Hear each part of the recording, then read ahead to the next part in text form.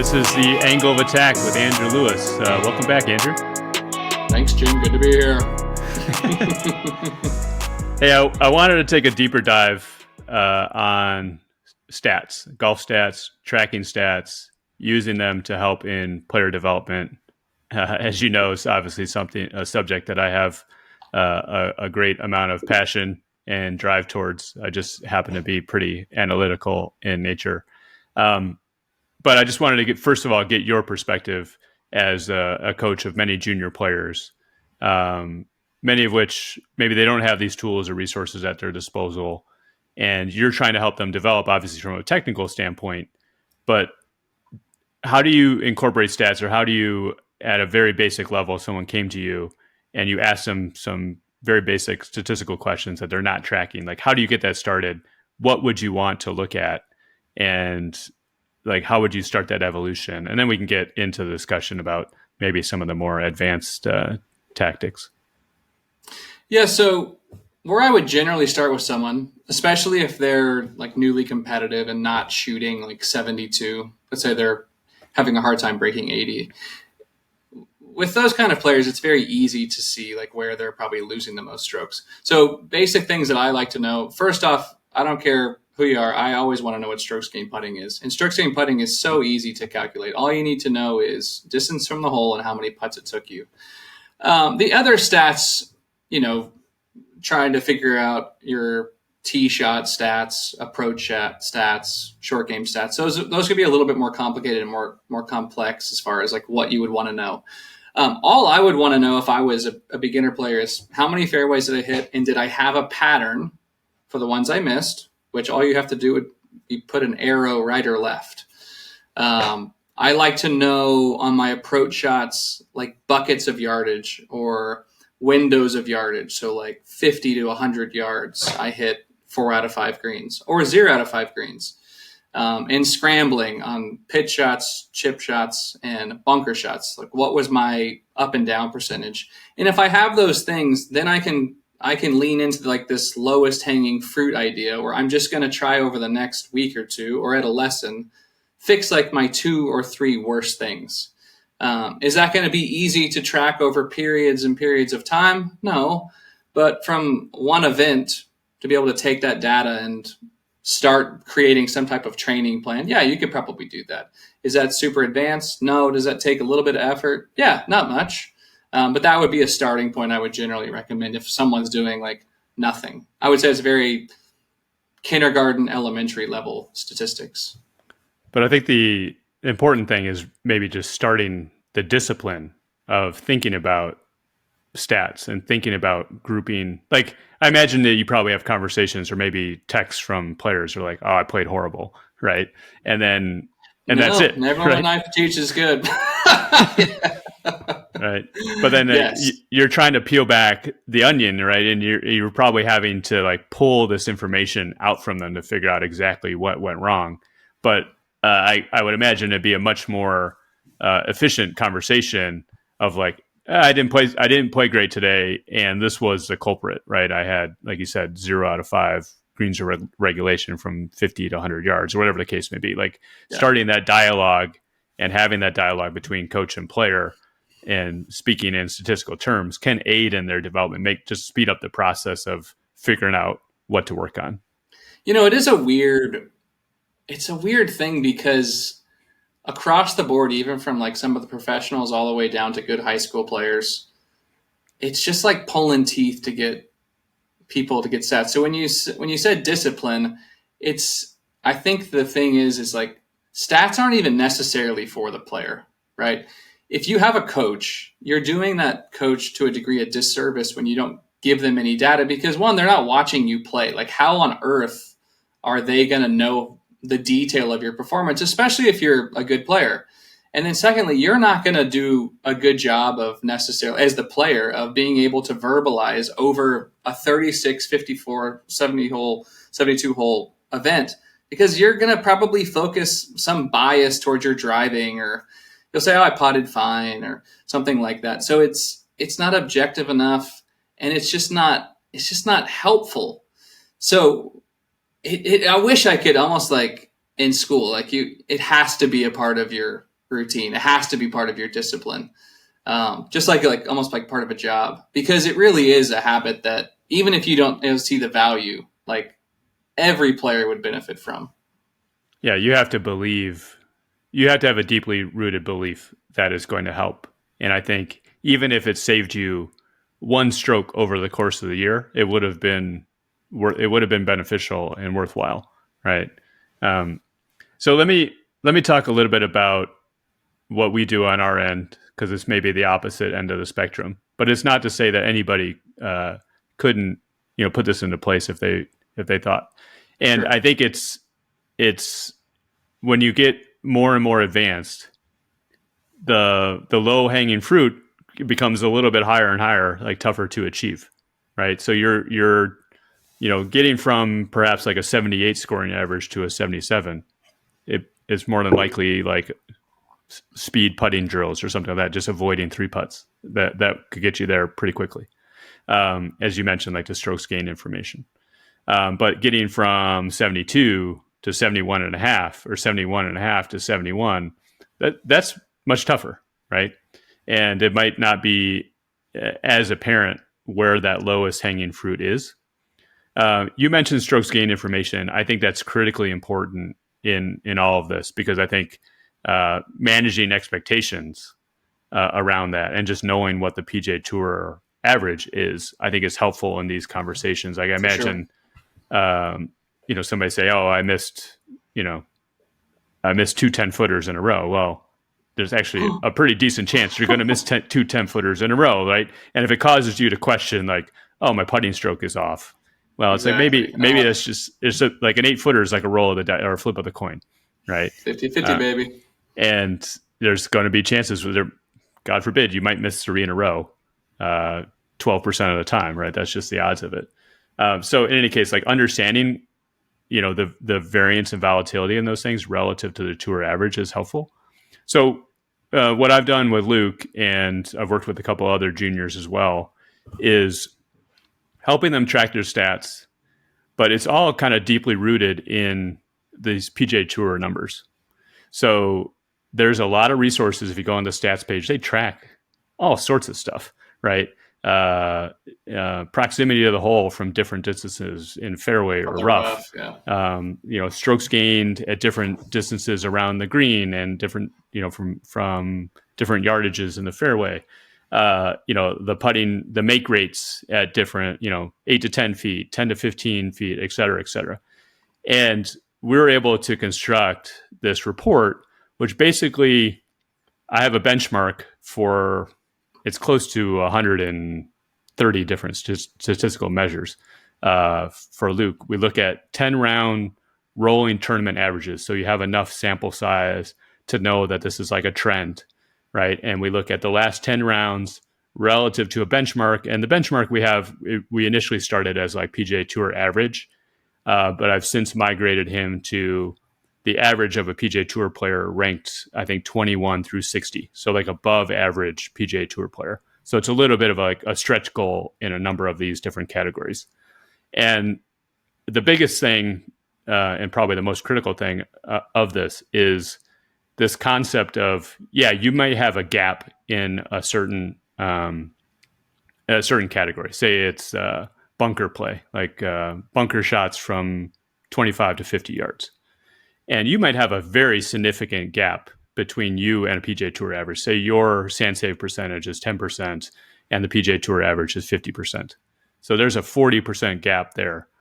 But that shot may not come up very often in a round, right? It may come up like once every other round, right? So for each one of these categories, we calculate if there is a gap between where we are at over these last 10 rounds and this PGA Tour benchmark. But more importantly, the frequency in terms of how many times does it come up on average. And so you have this gap times the frequency becomes the opportunity. So you may have a small gap on, say, 5-foot putts, but you might have 5 of those around. So that could turn out to be, a half a stroke of difference or 0.4 of a stroke difference. That may be a significant item to work on versus some obscure shot, 230-yard fairway shots or something like that may only come up once around, it may not cost you that much in the end. So it's really meant to be a way to focus practice time, figure out what the lowest hanging fruit is. Like we said last episode, Luke was playing multiple sports, and a lot of this originated from just absolutely needing to make efficient use of his practice time. So being able to sort out, what the lowest hanging fruit is, and having dialogue with you in terms of, these are the things I need to work on in my lesson. These are the things I need to work on in between lessons, and just attacking it. So we really, anything when you get to a certain level, like anything that's worth like a quarter of a stroke or more, I think it's at least pursuing, perhaps a drill or some resource or whatever to try to attack that. And then just continuing to monitor how that's going, and whether or not the drill is working, and whether or not these trends are improving over time. It's genius. I mean, it is, as Luke has gotten better, or as players get better, it really does become much more difficult when they show up to a session to say, okay, well, what are we gonna work on today? Because as a coach, you just feel very unprepared, especially when you have a player that's as good as Luke, because you feel like you're doing them a disservice because you don't have a plan. And I think having that plan, not only as the coach, but just as the player, it can only lead to making faster improvement. You may luck into practicing the right things a majority of the time, but if someone else is doing that, they're probably going to get there faster. Yeah, and I also think it can be validation that the hard work is paying off, right? Because maybe in the moment, they may not, like, you may give them feedback in terms of a drill to work on, and they're likely to do it or try it, but they'll fully buy in if they see that it's paid off in the results, and it all stemmed from the statistical analysis. Like, maybe you never would have got to that point if you didn't have the stats helping to drive that dialogue and drive that decision. And I think once you start seeing results, then you can really double down on it, like in terms of your belief in it. So it's really meant to be a guide and an aid. I think you do need to balance this sort of discussion in terms of, like, what was your takeaway, like, in the moment playing in the tournament? And then if it's also supported by, like, this is what the stats are saying as well, I think that helps having a meaningful conversation with you, in terms of, like, okay, what do we want to attack next? Like, what's the lowest hanging fruit? And how do I help improve on these things between now and whenever my next tournament is? It made me think about when I had said earlier, like, I like for everyone to check their strokes gained putting. It made me think about when a player comes to a lesson and says, okay, what do you want to do today? And they're like, I want to work on putting. It's like the vastness of working on putting. I mean, honestly, you could work on putting for hours because there are so many aspects of it that you would have to check the box on. And so even if a player was calculating their strokes gained, just to give some depth to what you're saying, all you're going to get is a number plus or minus relative to average. So -2 or +2. That still doesn't give any detail as to, like, well, okay, where would I go from there other than I just need to practice putting more? Whereas if you knew your make percentage from 6 to 10 feet was a certain number and your benchmark was this, now at least I should be focusing in on this area. So that goes back to, that's a good starting point, just to be able to know, like, hey, I was -4 strokes gained putting. If that's the case, you probably need to practice all of your putting. But when you're talking about fractions, like I lost half a shot over an event, that can be very, very difficult to find. Like, okay, where is that half a shot on the putting green? Yeah, it was just as an example. Anybody wants some more information on this, like, we publish this information freely. So Luke's Instagram handle is @LukeColton22. And on his profile page, there's a link that has a Google Doc that has all his stats going back the last 3 years. And sort of you can see the evolution of these stats and all of the information and the tour benchmarks that we look at. Anybody could just copy and paste that and use that as a template. Like, that's the reason why we throw it out there, is just for anybody's benefit. It also shows exactly these, like, top 10 kind of low hanging fruit items that he's working on. we've got no problem like showing that and displaying it and just showing like, hey, this is how we're tackling it. Like I firmly believe in terms of helping the game push forward. I want to help everybody, even my son's most bitter rivals. I don't know if he has any bitter rivals, but just like people he's competing against week in and week out in these tournaments, we would be perfectly fine if they use this information to help themselves get better. I'm a huge believer in this, like high tide raises all boats, or whatever the saying may be. I think just pushing juniors and helping them, giving them the resources to get better, only means more opportunities and improvement for just about everybody. But just one example, I'm just looking at his report for full year 2023 from 10 to 15 feet on putting. On average, he's 0.11 strokes below the tour average. And the benchmark in terms of this above average tour golfer is 0.03. And so there's a gap there, it's 0.14.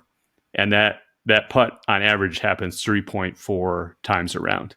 So that gap, 0.14 times 3.4, is 0.48 strokes improvement. So if he was able to close that gap to turn a negative into a positive, and it happens nearly 3.5 times around, that's basically half a stroke off his scoring average. So that's like maybe the fifth or sixth item that's on his list.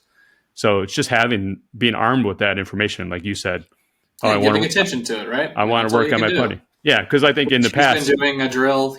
I saw him today. He was doing a drill after our lesson for like an hour on the drill I gave him. That is supporting trying to fix that as best as we can. Yeah, like a year ago, it was the 4 to 8 footers, right? And his 3-putt rate was, especially on lag putts, was much, much higher than tour average. And I believe this year he's basically at tour average. And I think it's as a result of working on these 4 and 5 footers. He's been really, really solid at that make rate. But I think it's maybe come at once he's tackled that hurdle, he's maybe hasn't focused on the mid-range putts and making more birdies as a result of these 10 to 15 footers. Like we have a saying, like Imby Park, like we're trying to get to Imby Park level on who I think is probably the best 15-foot putter in the world, right? It's like, that's sort of the goal, is to keep attacking these different things and seeing the scoring average go down as a result. And who wouldn't want that, right? For sure. The only thing I'll add to that is when people say that they have like routines, like that they just do the same thing every day, I always think there's no way that they do stats then. Because why would someone do the same, unless you have all day, unless you have 8 to 10 hours, there's no way to touch on everything that you need to touch on. You really wouldn't want to do routines. You'd want to diversify your practice from day to day or week, probably not day to day, but week to week, to touch on the things that you're seeing are the main problems. And hopefully those things are changing because you're solving them. And then just like with Luke, like as one thing improves, maybe something loses a little bit just because it didn't have as much attention. So I see that as a good thing when someone's like, yeah, I have a very diverse practice schedule. I don't really do the same thing every day because it seems like it's constantly changing based on my performance. Okay. Well, I definitely appreciate your perspective. I'm glad you're on board because I know I'd probably throw a lot of these stats at you, but it's like I said, it's helped with the dialogue in terms of helping with the player, parent, coach dynamic. But yeah, like I said, if anybody wants more resources or has any questions, you can reach out to Andrew Lewis Golf on Instagram or Driven Golf Analytics. There's some resources on there on Instagram. Ask a question. We can potentially cover it in a future episode. Also, if you're on Spotify, there's a Q&A where you can interact and just ask questions for Andrew, and we can hopefully address it in a future episode. So I appreciate your perspective, Andrew, and we'll talk to you soon. Yeah, for sure. That was awesome. Thanks. All right. Thanks.